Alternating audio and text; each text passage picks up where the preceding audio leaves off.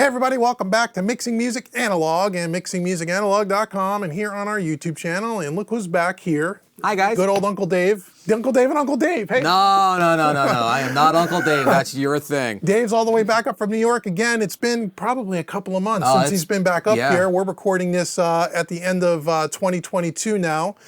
Dave's been busy, I've been busy, and yeah, so welcome back, man. Thanks, man. It's good to be here. Yeah, so what we're going to do this time is we're going to do a few videos today. This video, we're going to test out the DIYRE recording unit modules that you saw Dave build on the channel. If you haven't seen it, check the link in the description box below. We have a 4-part video series where we unboxed it, built a couple of different phases of it, did a sound test on it in his studio, and we thought it would be really cool to come up here, plug it into the SSL rig, and we're going to compare the tape emulation part of those modules to 3 different tape plugins. We're going to compare it to the Slate Digital virtual tape machine, the Universal Audio Oxide tape machine, and the Universal Audio Studer, just to hear what the differences are between that hardware unit and a plugin and how they sound a little different or similar.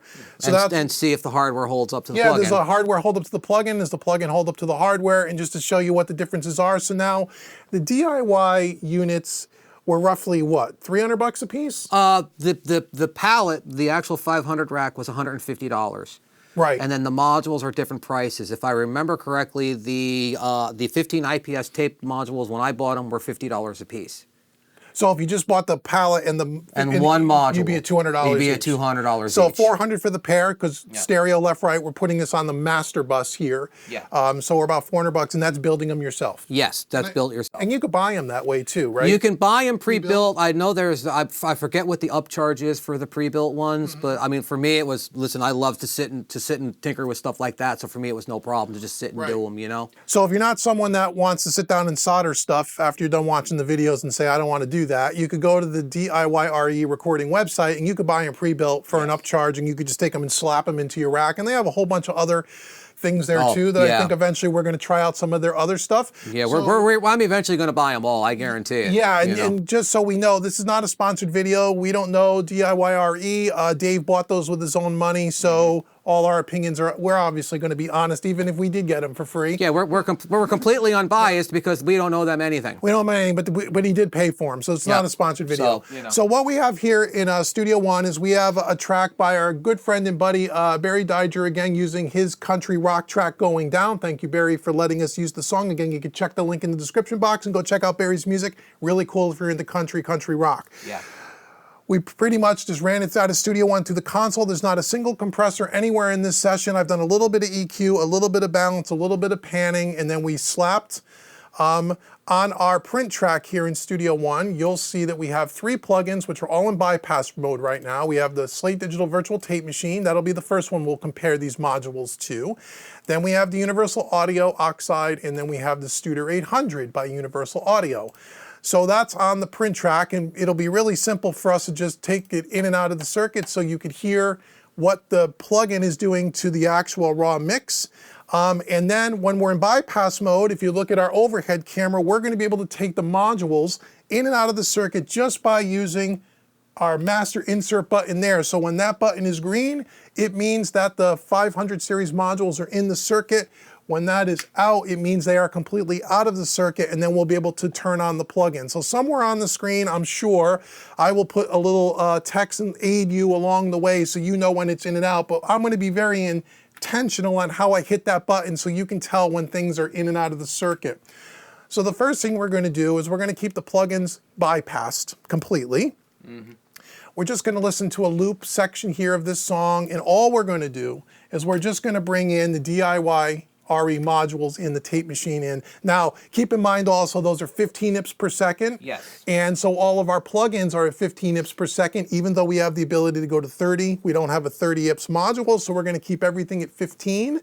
And we're using in the plugins the GP9 tape formula, which is a little bit more modern sound. It sounds the closest to what I think the modules sound like. So even though it's not a dead on, every setting in the plugin in the module is not going to be one-to-one because it can't be, but we tried to get the sound similar so you could just hear the differences between the hardware versus a tape plugin. Yes, the plugin will have a little more flexibility in that you could change the tape formula. Yep. You could change the inches per second, where the module is kind of, it's 15 IPS. Yeah, it is what it is. Yeah, this is what you have. You got it, right, and that's it, okay? Right, and so just also too, just to note, as in my demo video too, the gain on the 500 units is maxed out because it's just the way that the modules are. They need to be maxed out. Got it. And I have the tape set up around 10 o'clock or so. You go any higher than that, it starts to fur up a little bit. So I'm trying to just like get the most out of it without distorting. Right, so we're using it on a setting that would be more appropriate for a mix bus, but obviously if you had these modules, because each one of them are mono, you could put these on individual tracks. You can really dirty it up. You can use them in that way. But for our experiment, it's just going to be on the master bus, and there is a camera that we'll throw up on the screen so you can see the modules. But all of the taking in and out of the circuit will be done at the console, not at the module. Right. Okay, so let's start with just playing back a little bit of audio here. And this is with nothing on it. And then what I will do with the overhead camera is I will just pop this in and then pop it out, and then you'll hear what the DIYRE, I won't get that right. Yeah, that's just what the tape modules. What those tape modules sound like. Okay, so hopefully you're using a good set of studio monitors and or headphones, because I will tell you that it is subtle. We've already listened to these. So. Yes, it is very subtle. And if you want to know what to listen for, you really listen to the low end of the bass and the kick, because that's kind of where it seems to be a little bit more obvious. So here we go. So right now, everything's out of the circuit. Keep your eye on the green button on the console, and that will bring in the tape module plugin, or tape module hardware. Here we go. Lord, I'm going back. This broken heart ain't gonna last. I would turn it around, but I can't get up. I'm going down, down on my luck. And when I'm bound up and I just can't keep up, just to keep it straight and true, it's all that I can do. Okay, so what do you hear? What I'm hearing on that is that it definitely warms up the low end. Yeah. There is because I know that in the literature for the modules themselves, they say that there is a 50 hertz bump, and it's obvious when you do that it is. But what I was also hearing when you did that too is that the guitars were jumping. Yeah, coming out a little more in the mix. Yeah, the guitars were jumping a little bit, so there's obviously something going on in the upper mids as well that didn't necessarily expect at the first time, but it's got a very nice tape machine sheen to it. Yeah. You know, I mean, it really does. Yeah, I hear the low end thing. I hear a little bit more on the electric guitars than the acoustic guitars. It squeezes it a little bit. Obviously, a tape machine's going to have some compression, and it does that thing, but it's subtle. It's not really obvious, which is kind of good. It's not hyped. Now, again, we're only set at about 40% of what it could do. Yeah, if I go much higher than that, it's going to start to fur up a little bit. And I didn't want so to maybe do we'll that. just play it back. I'll put it in the circuit, and then maybe you can go over and give it a little bit of juice, kind of overdo it, and then back it off just so they could hear. I'll do that. When you exaggerate what it kind of does and where. Okay, so go ahead and hit it. we're going to put it in the circuit, and then Dave's going to do a little taper on the input control so you can hear more or less tape. Here we go. I can't keep a girl, you know I tried that too. Hands I've ever hold are all too far and few. When it comes to bad luck, any luck will do. Don't call me Mr. Lucky, call me Mr. Blue going down. And Lord, I'm going fast. This broken heart ain't gonna last.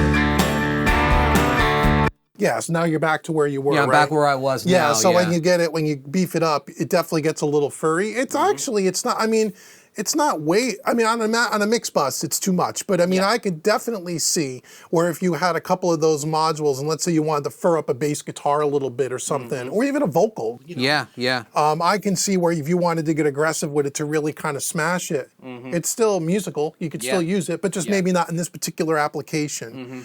So that's with the module. So now what we're going to do is we're going to play back the same loop, and we're going to start with the virtual tape machine by Slate Digital. Your favorite. Yep, it tends to be my favorite. A lot of tape machines, it's it's one of my favorites. And so you'll keep your eye on the bypass button here. That will take it out of the circuit, and then when we bypass the plug-in, then I'll come over here and we'll hit the tape, the 500 series. So there's a couple of things happening here, and I'll try to somehow in editing put it all on the screen so you know, but I'll also try to put some text up there if we need to say, you know, hardware plugin, so you could kind of know. But just kind of pay attention, everybody, because there is a lot going on here. So we're going to start with nothing. I'm going to put the tape machine in, take it out, put the module in. Here we go. Lord, I'm going back. This broken heart ain't gonna last. I would turn it around, but I can't get up. I'm going down, down on my luck. And when I'm busy battling up and I just can't keep up, just to keep it straight and true, it's all that I can do. I can't keep a girl, you know I got that too. Hands I've ever hold are all too far and few. When it comes to bad luck, What do you hear there? I'm hearing, first of all, the thing that jumped out right away is the plug-in is compressing a little more.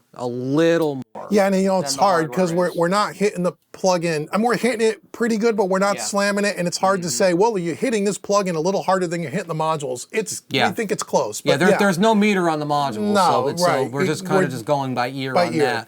But like I said, what I'm hearing, two things jumped out at me right away is the plug-in is compressing a little more, but just a little bit, but there's a completely different EQ curve happening there. It's because the plug-in seems to be doing a mid bump, and the hardware is doing more of a mid scoop, like more of a smiley face EQ.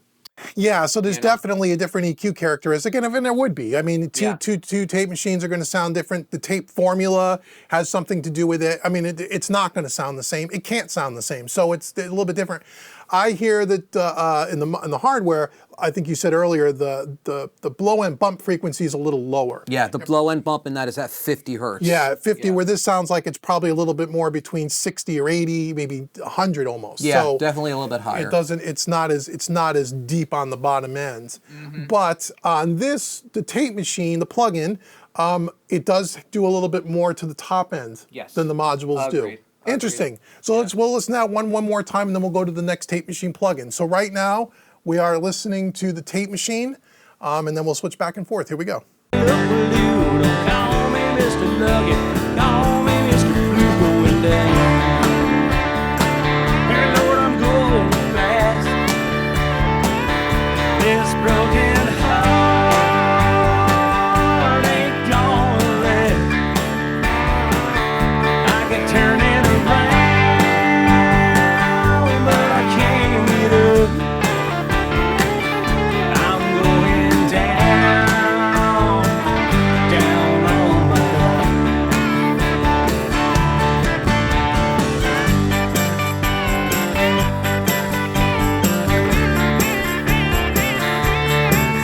You know, it's odd because now I feel like the modules are a little bit more compressed.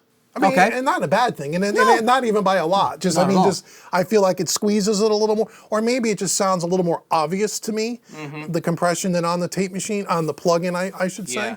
The module has some kind of a bump in the upper mids too that's making the electric guitars jump out. You know, so whatever that frequency is there, it's definitely hyping that a little bit over the plug-in. Yeah. You know. Nice though. I mean, both sound very usable. Yeah, actually, to be honest with you, at this point, I like the module better than I like that plug-in. So now we're going to go to something completely different. So this is the Oxide by Universal Audio. Again, another tape machine plugin. Sounds great. 15 IPs. We're not using the EQ in it because the EQ will give us a nice top sheen. So that's not really fair. We got the noise reduction off. And again, we're hitting it about the same as far as how hard we're hitting the tape. So let's do the same thing. So we're going to start with, we have nothing right now. Then I'll turn on the tape and then we'll flip back and forth between that and the hardware. Here we go.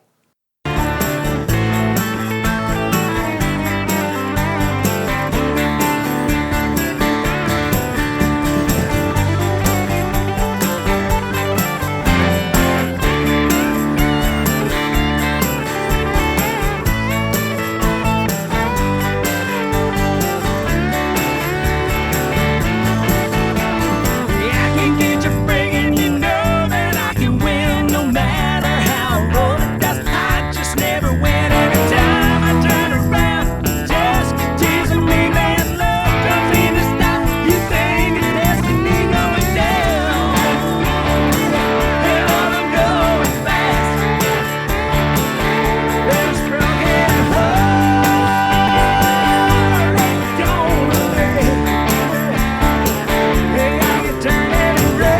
So what do you hear there?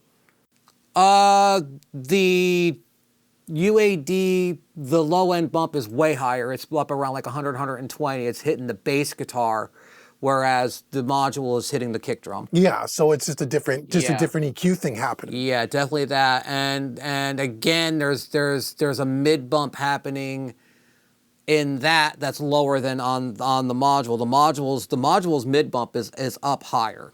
You know what I mean? Yeah. But the module on the top end is weak compared to both of the plugins so far. You know what I mean? Yeah, the plugin seems to have more of the upper mids and stuff. Yeah. You can hear a little bit more there's definitely more like top end sheen coming from the plugins than is coming from the module itself. Yeah. But what's interesting, like I said, is the way that the warmth is different. The module is warmer way down low, and then this is punchier because that bump is higher. Yeah, so it's interesting on how that, it's interesting how these things all react a little different. Even this tape machine plugin sounds way different than the Slate plugin. Yeah, very much so. Yeah, this is a completely different animal. Yeah, so that's where it goes. So again, we'll do that one more time, and then we'll go to the last tape machine plugin. So again, we're starting with the tape machine, the plugin, and then we'll go back to the hardware. Here we go. Going down, but I'm going back. This broken heart ain't gonna last. I would turn it around, but I can't get up. I'm going down, down on my luck.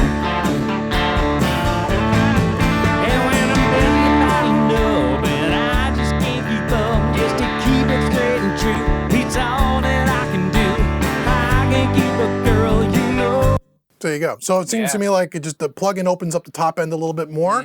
The module's a little bit more subtle, a little bit thicker on the low end. Like I say, the plugin is punchier, the module is warmer.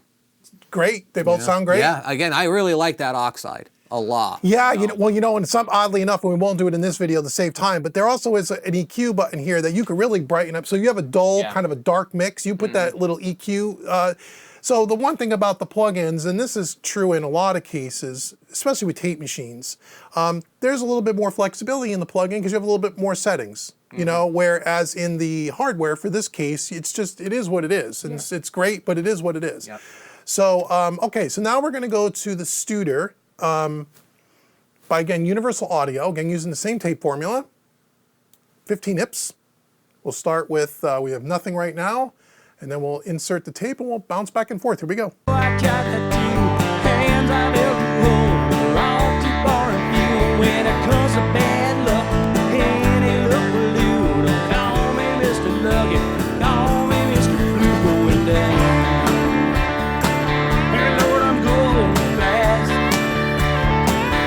This broken heart ain't gonna last.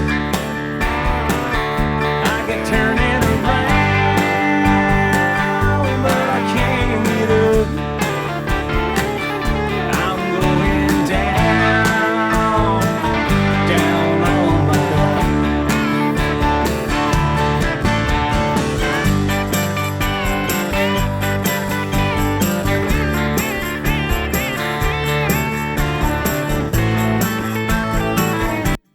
What's your opinion on that? I like the module way better than I like that one.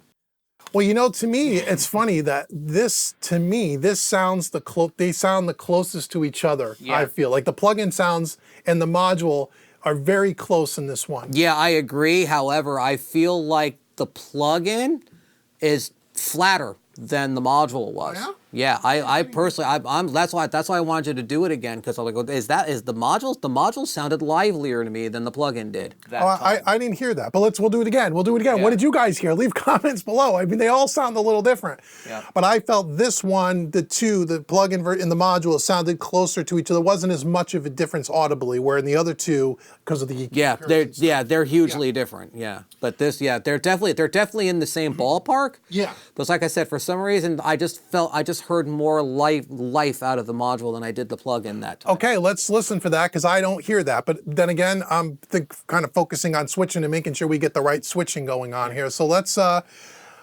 with the tape machine, and then we'll go to the module. So here we go with the tape machine.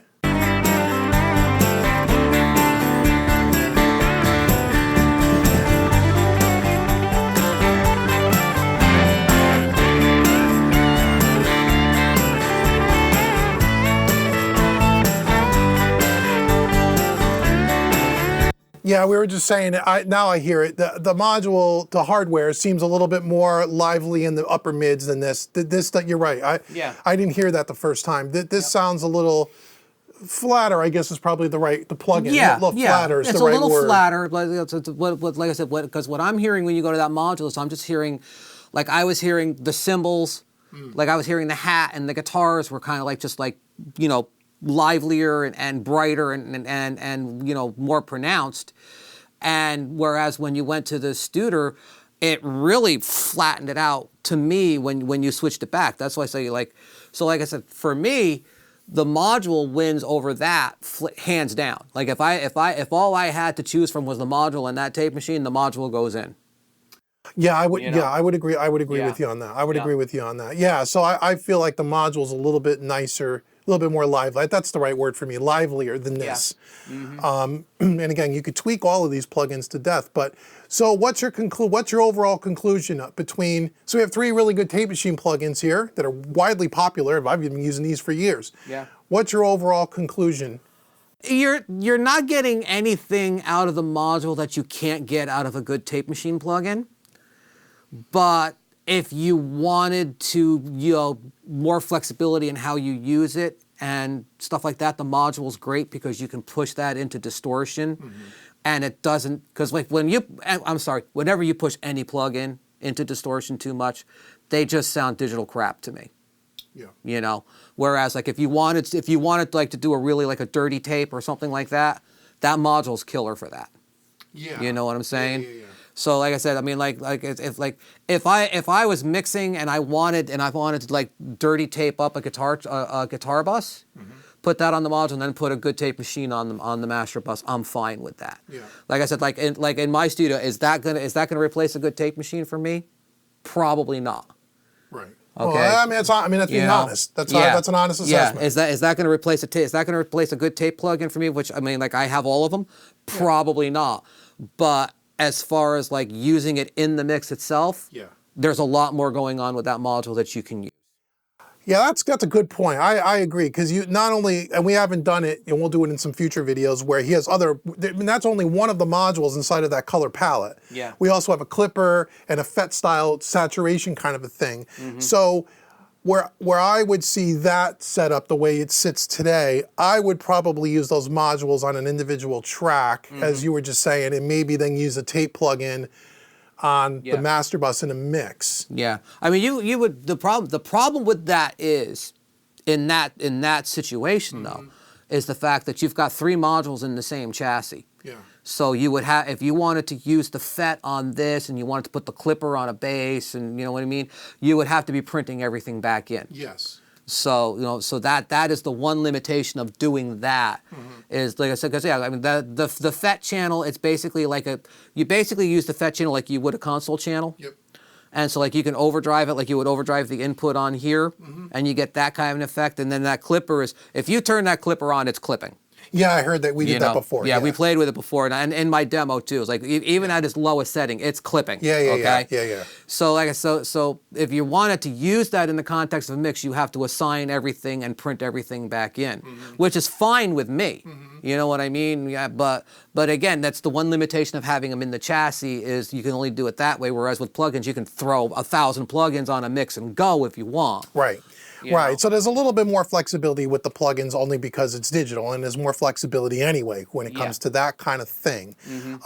What would be interesting to me is to hear that tape machine, that DIYRE, up against like the Neve Portico 542s. That would be an interesting comparison. Now again, those are, you know, one's a $900 unit, one's a $300 unit, so I mean there's something to be there. But I've had a pair of those Neves, and I really liked them. They were really good. I don't know if they would be much better than those because we have to put them side by side, and who knows, maybe that'll be a future video. We get a set of those in here. It would be fun to test it out. You got empty space. We got empty racks in there. So, so what did you guys think? Leave some comments below and let us know. So again, if you want to check out any of that DIYRE stuff, we'll leave the link in the description box. They got a bunch of different things there, and again, they're reasonably priced, whether you build them yourself or even whether you buy them pre-built. They're way more affordable than buying the top brand stuff that you would see at Sweetwater or anything else. And so let us know what you think below, and what tape machine plugins do you guys use, and what do you use? We would love to know. So leave comments below. Make sure you like, share, subscribe, and then actually make sure you go check out Dave's video series on how we built those things, because that's really cool. If you're into that kind of stuff, it's really interesting to see how you put it all together. Yeah, right up until my mic dies, but you know. Yeah, but we got all that figured out. So anyway, let us know what you think below, and until the next video, I've been Dave, and he's been Dave with Mixing Music Analog and mixingmusicanalog.com. Thank you so very much for watching us today, and we will see you guys all soon. Take care, guys. Take care, everybody.